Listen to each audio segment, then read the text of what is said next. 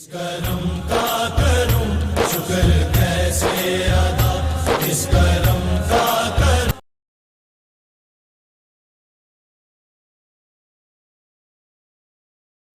نحمده ونصلي على رسوله الكريم اما بعد فاعوذ بالله من الشیطان الرجیم بسم اللہ الرحمن الرحیم. آج ہم آستانہ عالیہ جناب ڈاکٹر عمران شفقت قادری صاحب کے پاس حاضر خدمت ہوئے ہیں. X block new satellite town Sargodha میں. آپ خلیفہ مجاز ہیں حضرت حافظ محمد یامین صابری رحمۃ اللہ علیہ کے. ہم ان سے روحانی طور پر کچھ گفتگو کریں گے جو ہماری کتاب راہ سلوک کے مسافر میں شائع ہوگی اور اپنے یوٹیوب چینل وطن کی محبت کے پلیٹ فارم پر بھی انشاءاللہ نشر کیا جائے گا. اجازت ہو تو آپ سے تھوڑی سی. جی انشاءاللہ. بہت شکریہ. آپ کا پورا نام؟ جی میرا نام عمران شفقت ہے جی. اور میں نے MBA مارکیٹنگ کیا ہوا ہے ماشاء اور اللہ. اب ایز اے ہومیوپیتھک ڈاکٹر بھی کام کر رہا ہوں. ماشاء اللہ. اور سلسلہ لیا تو آپ نے بتا دیا، قادریہ چشتیہ صاحبیہ کے ساتھ میرا تعلق ہے. قبلہ والد محترم کا نام؟ جی والد صاحب میرے ہومیو ڈاکٹر تھے، ڈاکٹر شفقت حسین حرد. جی. اور ہمارا جٹ فیملی سے تعلق ہے. ماشاء اللہ. آپ کی اولاد نرینہ میں بیٹوں کے نام؟ میرا ایک بیٹا ہے، اس کا نام محمد حذیفہ ہے اور ایک ہی بیٹا ہے ماشاء اللہ. تو کیا کر رہے ہیں یہ؟ اس پڑھ وقت رہے ہیں؟ وہ پیک کالج سے CA کر رہے ہیں. ماشاء اللہ. اللہ تعالیٰ بہتر کرے. تھوڑا سا اپنا خاندانی پس منظر بتائیں کہ آپ کس وقت کیسے روحانیت کی طرف مائل ہوئے؟ ہمارا بچپن سے ہی ماحول، ہمارے جو والد صاحب تھے وہ ہمیں بزرگان دین کی محفلوں میں لے کے جانا، صوفیہ کی صحبتوں میں لے کے جانا اور نماز کی طرف رجحان کا رکھنا اور قرآن مجید کو لے کے قرآن مجید کی تعلیم دلانا، اس طرح رجحان تھا. پھر آہستہ آہستہ ہمارا حضور شیخ عبد القادر جیلانی ہیں، ان کے ساتھ محبت ہوئی، انس ہوا. تو بچپن سے ہی بس ایک دل کے اندر ایک خواہش تھی کہ جیسے انہوں نے اپنی زندگی گزاری اسی طرح ہم بھی اپنی زندگی کو انہی کے راستے پر، انہی کے طریق پر اپنی زندگی گزاریں. تو آہستہ آہستہ یہ شوق پھر بڑھتا چلا گیا اور پھر 1998 کے اندر ہم نے بیعت کی حافظ محمد یامین صابری صاحب کی، اسلام آباد سے ان کا تعلق تھا. تو یہ سلسلہ لیا، قادریہ بھی ان کے پاس تھا، چشتیہ صابریہ بھی تھا. تو انہوں نے پھر ہماری روحانی تربیت فرمائی.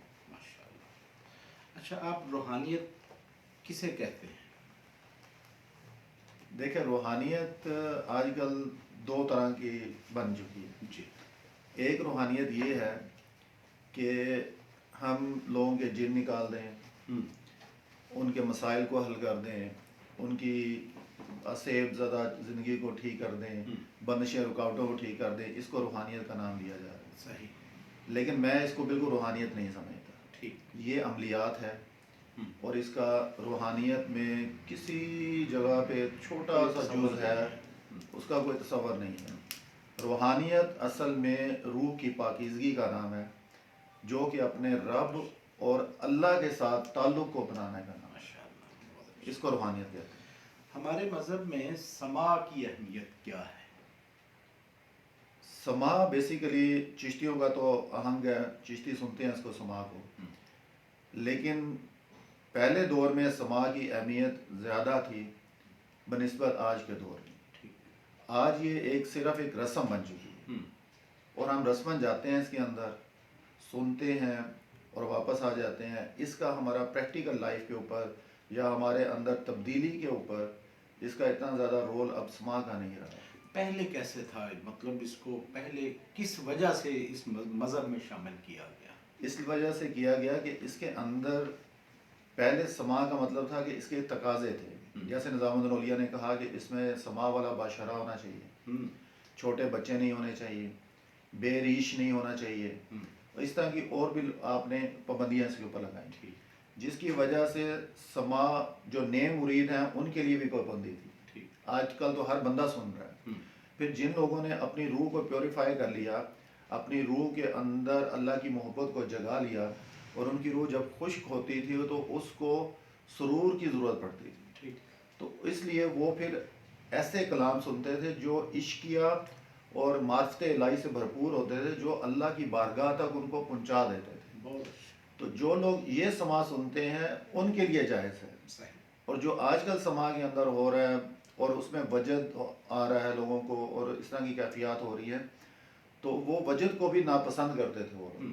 وہ کہتے تھے کہ جو چیز سننی ہے فوکسڈ ہو کے سنیں، اور اگر وجد آ گیا تو بھی اس پہ حضرت داتا صاحب نے ایک بلکہ بند بھی باندھا کہ اگر وجد آ جائے تو اس کیفیت میں اس بندے کا اللہ کے ساتھ ایک قسم کا واصل باللہ ہو جاتا ہے، اس کا تعلق قائم ہو جاتا ہے. تو جب اس کا تعلق قائم ہو جاتا ہے تو ایسے شخص کے لیے پوری مجلس اٹھ کے کھڑا ہو جانا چاہیے. اللہ، بہت اچھا. اور اس کے جو کپڑے ہیں اگر وہ خرقہ پھاڑ دے، اس کے جو کپڑے ہیں اس کو کاٹ کے تبرکن پوری محفل میں تقسیم فرمایا جائے، کیونکہ اب اس کے اوپر تجلی الہی ہوئی. سبحان. اچھا جی، صوفیہ کا طرز تعلیم کیسا ہونا چاہیے؟ بیسیکلی صوفیہ کا طرز تعلیم ایک ہی ہے. جی. جیسے حضرت علی رضی اللہ عنہ نے حضور صلی اللہ علیہ وسلم سے سوال کیا کہ میں اللہ تعالیٰ کے قرب کا آسان رستہ تلاش کرنا چاہتا ہوں. ایک تو رستہ ہے نمازیں، اذکار، ان کی وجہ سے ہم آہستہ آہستہ تزکیہ نفس ہوتا چلا. جی جی. تو حضور صلی اللہ علیہ وسلم نے آپ کو تلقین فرمایا لا الہ الا اللہ. تو آپ نے 3 دفعہ فرمایا، پھر حضرت علی رضی اللہ عنہ نے 3 دفعہ اس کو حضور صلی اللہ علیہ وسلم کو سنایا. لا الہ الا اللہ کا مطلب یہ ہوا کہ میں ہر اس چیز کی نفی کر رہا ہوں جی. جو کہ میرے نزدیک الہ بن جائے، ہم. اور سوائے اللہ کی ذات کے کچھ نہ رہے. ٹھیک. بلکہ اس کو دوسرے لفظوں میں یہ کہتا ہوں، اس کو نفی اسبات بھی کہتے ہیں، جی. کہ ہر اس چیز کی ہم نفی کر دیں جہاں ہمیں اللہ موجود نہ چاہتا ہو، کیا بات. اور ہر اس چیز کا استبات کر دیں جہاں ہمیں اللہ چاہتا ہے.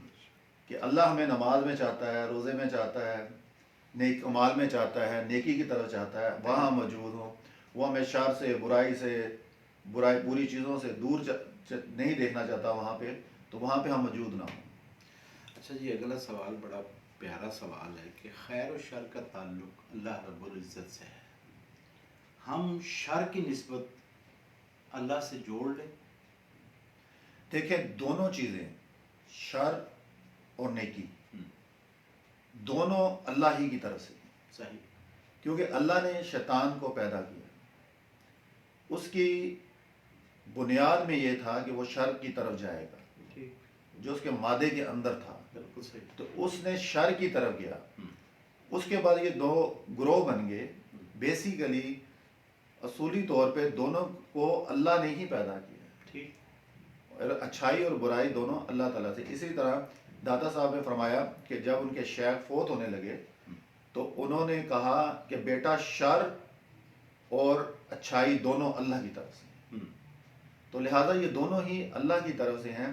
لیکن جب یہ 2 لائنز بن گئیں، 2 جیسے فوجیں بن گئیں، ایک شر کی اور ایک چوائس آپ نیکی کی کی، ہے. تو آپ کی چوائس ہے کہ آپ شر کو اڈاپٹ کرتے ہیں یا آپ نیکی کی طرف آتے ہیں. وحدت الوجود کسے کہتے ہیں؟ وحدت الوجود کا بعض لوگ غلط مطلب لیتے ہیں کہ جیسے دیوار کے اندر بھی اسی کا وجود ہے، درخت کے اندر بھی اسی کا وجود ہے، اسی کے اندر بھی اس کا وجود ہے. بیسیکلی وحدت الوجود یہ نہیں ہے. صوفیہ کے ہاں اور اولیاء اللہ کے ہاں وحدت الوجود کا مطلب یہ ہے کہ پوری کائنات امر کن سے اس نے موجود کی. وجود باری تعالیٰ کا ہے. سبحان اللہ. وجود اللہ کا ہے. باقی جو چیز اس نے دی وہ ساری موجود ہوئی، جس کو فنا ہے، اور وجود کو فنا نہیں. اچھا جی، اگلا سوال یہ ہے کہ کرامت یا معجزہ فضل الہی ہے. جی بالکل. لیکن یہ عبد سے کیوں کروایا جاتا ہے؟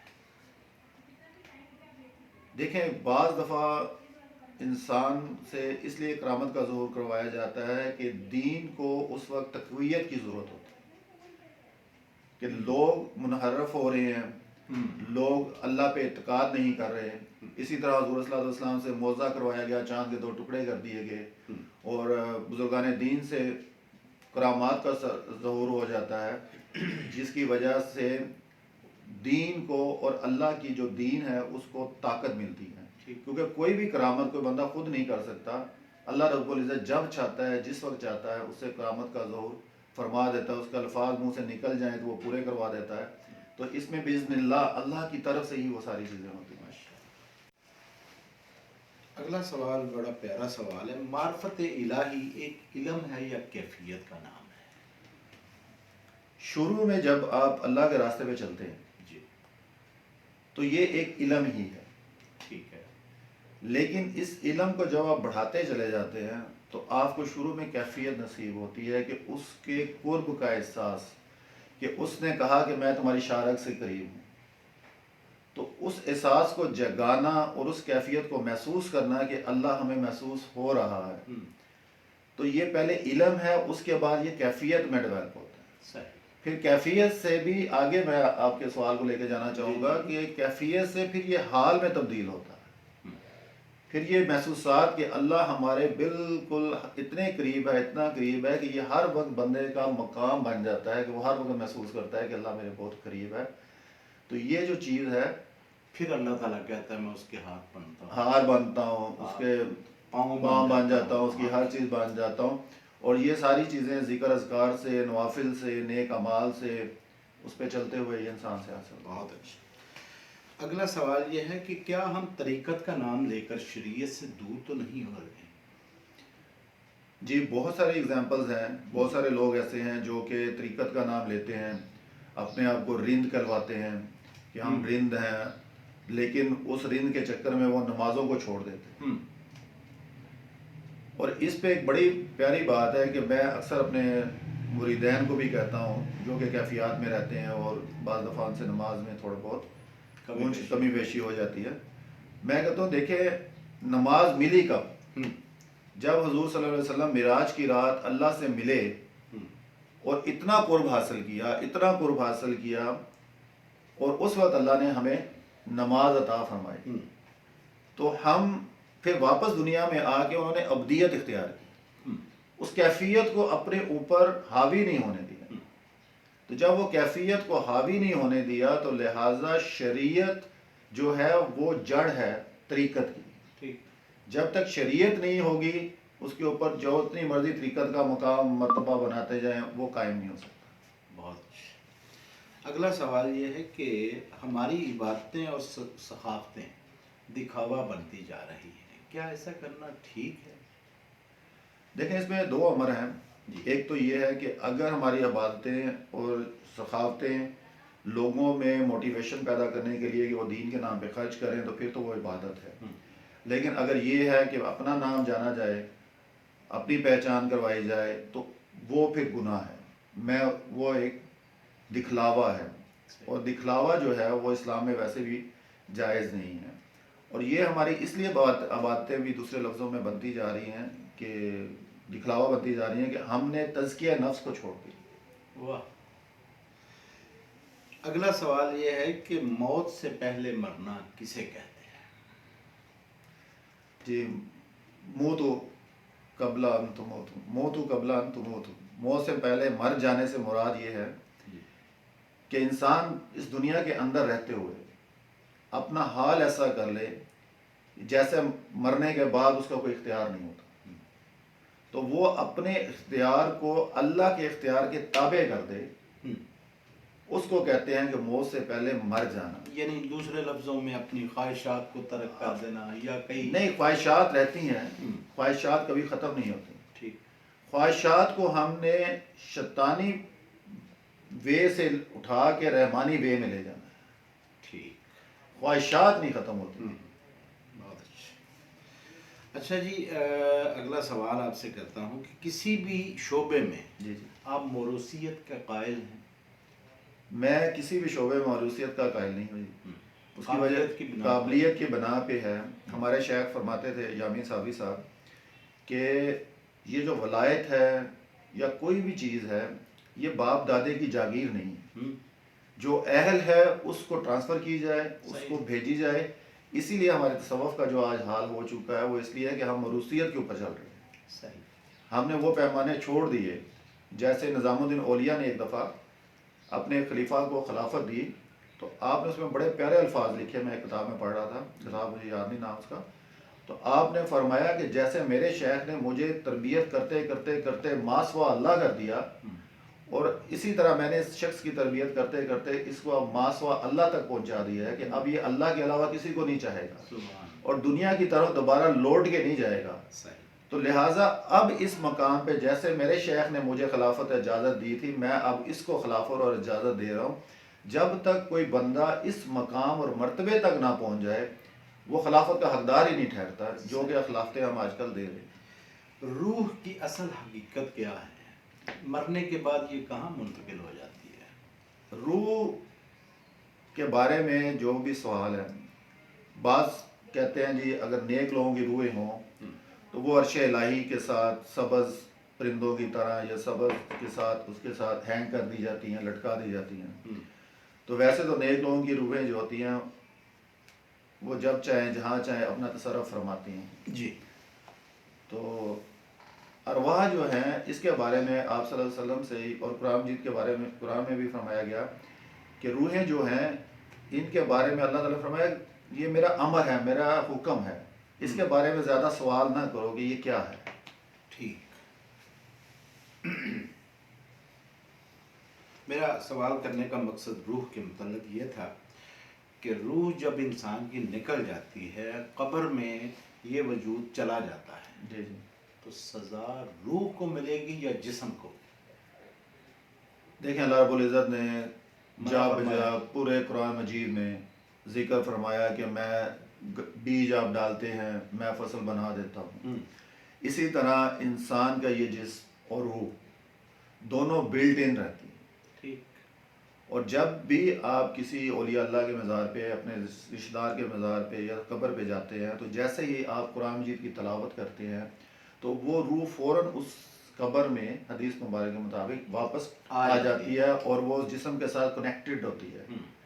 اور آپ کے کل سم ٹائم آثار نظر آتے ہیں کہ ہوا ہلکی سی چلنی شروع ہو جاتی ہے، کوئی اور معاملات ہو جاتے ہیں. تو جسم اور روح کا کنیکشن ہمیشہ رہے گا.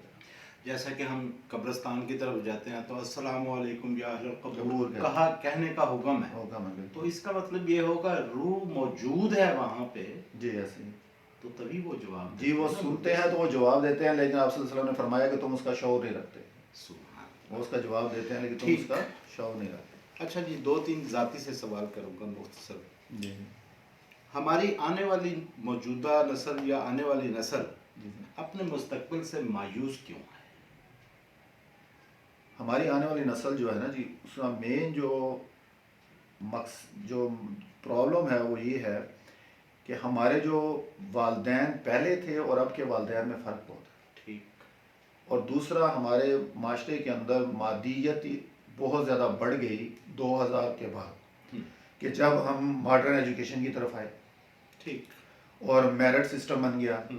اب ہر بچہ اس مادیت کو اور اس پروٹوکول کو فالو کرنے کے لیے اس کا فوکس صرف اور صرف عصری تعلیم کے اوپر رہ گیا. کہ وہ جو دینی تعلیم تھی جس میں تلاوت تھی، جس میں تزکیہ تھا، جس میں روحانیت تھی، جس کے اندر رہتے ہوئے ہم بڑوں کا ادب کرتے، بڑوں کا احترام کرتے، تو اس کے اندر رہتے ہوئے ہم جب کام کرتے تو ہمارا زیادہ بہتر رہتے کہ آج کے بچے مایوس نہ ہوتے. اور اسی لیے خودکشیوں کا ٹرینڈ زیادہ بڑھتا جا رہا ہے کہ لوگوں کا اللہ رب العزت کی ذات کے اوپر اعتماد کم ہوتا جا رہا ہے. اور اسی لیے وہ لادینیت کی طرف یہ جنریشن جو ہماری جنریشن ہے نا، یہ کسی حد تک بہتر ہے جس کی اور ہے، لیکن اگلی وہ نہیں ہے، وہ فرسٹریشن کا سکا. بالکل. فرسٹریشن. اچھا جی، اگلا سوال ہے کہ کوئی ایسا کام جو باوجود کوشش کے آپ ابھی تک نہیں کر پائے، کوئی ٹارگٹ ہوتا ہے انسان کا کہ میں یہ کام کر چاہوں؟ نہیں جی، ایسی زندگی میں کوئی ایسا مسئلہ نہیں رہا الحمدللہ، کیونکہ میری خواہشات کوئی ایسی ہے نہیں کہ میں بہت زیادہ لانگ جو ہے نا جی ٹھیک کوئی کرنا ہے، سوائے اس کے کہ دینی کام کرنا ہے. اور وہ اللہ رب العزت ہم سے کروا رہا ہے کہ لوگوں کی اصلاح کا کام کرتے ہیں. صحیح. لوگوں کے اندر دین کا، شعور کا، جو اصل معرفت ہے اس کی تعلیم دی جائے، بہت اچھا۔ نہ کہ یہ رسم و رواج ہے ان کے اوپر کیا جائے، تو وہ الحمدللہ اللہ پاک نے مجھے توفیق عطا فرمائی۔ صبر اور شکر میں آپ کسے اہمیت دیتے ہیں؟ دیکھیں صبر جو ہے اور شکر، جی یہ بظاہر تو دو الفاظ لگتے ہیں، جی لیکن اگر اولیاء کے پوائنٹ آف ویو سے دیکھا جائے تو جب ان پہ بلائیں آتی ہیں، جب ان پہ مصیبت آتی ہے، پریشانی آتی ہے، تو وہ پھر اس میں بھی اللہ کا شکر ادا کرتے ہیں اور اللہ کے قریب ہو جاتے ہیں۔ بہت اچھا۔ تو جب وہ اللہ کے قریب ہوتے ہیں تو وہ اسی شکر کو کے ساتھ ان کا صبر بھی ملا ہوتا ہے۔ صحیح، تو لہذا شکر اور صبر ایک ہی چیز ہے۔ دو نام ہے سمجھنے کے لیے۔ آپ شکر کریں گے یا اللہ تیرا شکر ہے، اللہ اللہ تیرا شکر ہے، یا اللہ تیرا شکر ہے، لیکن اصل مزہ یہ ہے کہ صبر جو ہے اس کا مقام زیادہ بلند ہے۔ ٹھیک۔ کبھی آپ کو تنہائی میسر آئے تو کیا سوچتے ہیں؟ تنہائی میں مجھے بس ایک ہی خیال رہتا ہے، جی وہ یاد الہی میں سبحان کہ اللہ ہمارے پاس ہے، ہم اللہ کی قربت میں بیٹھے ہوئے ہیں اور اللہ کی صحبت میں ہیں۔ کسی نے آپ پر کبھی تنقید کی؟ اگر کرتے ہیں لوگ تو کیسے سامنا کرتے ہیں، پیار سے یا غصے سے؟ کوئی بھی تنقید کر لے میرے پاس، میں آپ کو ایک مزے کی بات بتاتا ہوں۔ میرے الحمدللہ ہم کیونکہ صوفیوں کے ساتھ تعلق ہے تو اس سلسلے کے اندر ڈفرینٹ قسم کے لوگ ملتے ہیں، ڈفرینٹ مکاتب فکر کے لوگ ملتے ہیں۔ صحیح، اب میرے جو سلسلہ ہے اس کے اندر جو ہمارے مرید ہیں نا، اس میں بچے دیوبندی بھی ہیں، ماشاء اللہ، اس میں بچے بریلوی بھی ہیں، صحیح ہے، اس میں بچے جو شیعہ ہیں وہ بھی میرے ساتھ آ کے بیٹھتے ہیں۔ ٹھیک، لیکن وجہ کیا ہوئی کہ وہ جب آئے انہوں نے ایک ایک سوال کیا کہ یہ کیسے ہے، یہ کیسے ہے، یہ کیسے ہے، ان کو اس کا لاجیکلی جواب دیا، ٹھیک، جس کی وجہ سے وہ تبدیل ہوئے اور اب ہمارے ساتھ اٹیچ ہوئے۔ جب سے ہمارے ساتھ اٹیچ ہوئے ہیں 4 سال سے، 5 سال سے وہ بچے، تو ان کو جب ہم نے دین کا علم دیا تو اب میں ان سے پوچھتا ہوں بتاؤ ہم نے ان 4 سالوں میں کوئی بدعت تو نہیں کی، ہم نے کوئی اور الٹا سیدھا کام تو نہیں آپ کو سکھایا جو کہ قبر پرستی ہو، کوئی اور چیز ہو؟